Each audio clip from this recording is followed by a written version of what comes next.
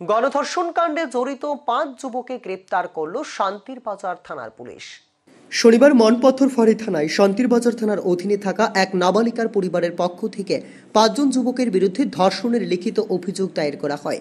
জানা যায় 5 জনের মধ্যে একজন যুবক নাবালিকার বাড়ি থেকে নাবালিকাকে অপহরণ করে পাইকুলার মোহনদাইরা এলাকায় একটি রাবার বাগান নিয়ে যায়।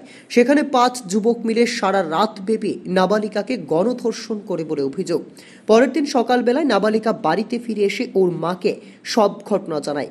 এই গণধর্ষণের বিরুদ্ধে 5 জন যুবকের বিরুদ্ধে মনপাথর ফাঁড়ি থানায় লিখিত অভিযোগ দায়ের করে নাবালিকার পরিবারের লোকজন। অভিযোগ হাতে পেয়ে ঘটনার তদন্তে নামে মনপাথর ফাঁড়ি থানার ওসি জয়ন্ত দাস ও শান্তির বাজার থানার ওসি আশুতোষ শর্মা।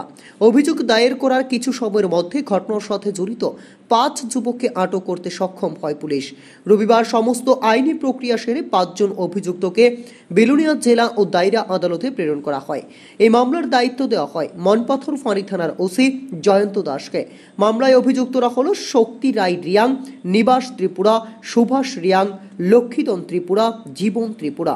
অভিযুক্তদের বিরুদ্ধে নেওয়া মামলা সম্পর্কে সংবাদ মাধ্যমের সামনে জানান শান্তির বাজার থানার ওসি আশুতোষ শর্মা।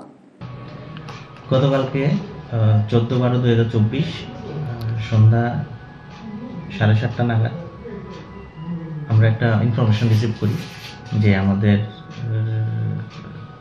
আমাদের এলাকার একটা মেয়েকে এখান থেকে উঠিয়ে নিয়ে, নাবালিক মেয়ে ছিল, উঠিয়ে নিয়ে ওর সঙ্গে একটা খারাপ কাজ করা হয়েছে।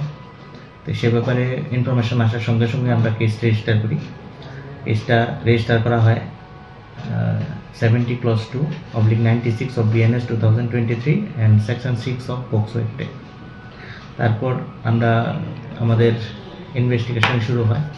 তো ইনভেস্টিগেশনে মেয়ের মেডিকেল করা হয় এবং মেয়ের উইকনেস এক্সামিন করা হয় এবং মেয়ের মার ওদের কথা আইডেন্টিফিকেশনে আমরা 5 জনকে, ওই কেসের সঙ্গে সরাসরি যুক্ত 5 জনকে আমরা অ্যারেস্ট করি। 5 জনের নাম শক্তি রায় রিয়াং, নিবাস ত্রিপুরা, সুভাষ রিয়াং, লক্ষ্মীদন ত্রিপুরা ও জীবন ত্রিপুরা। এবং ঘটনাটা মন্দারাই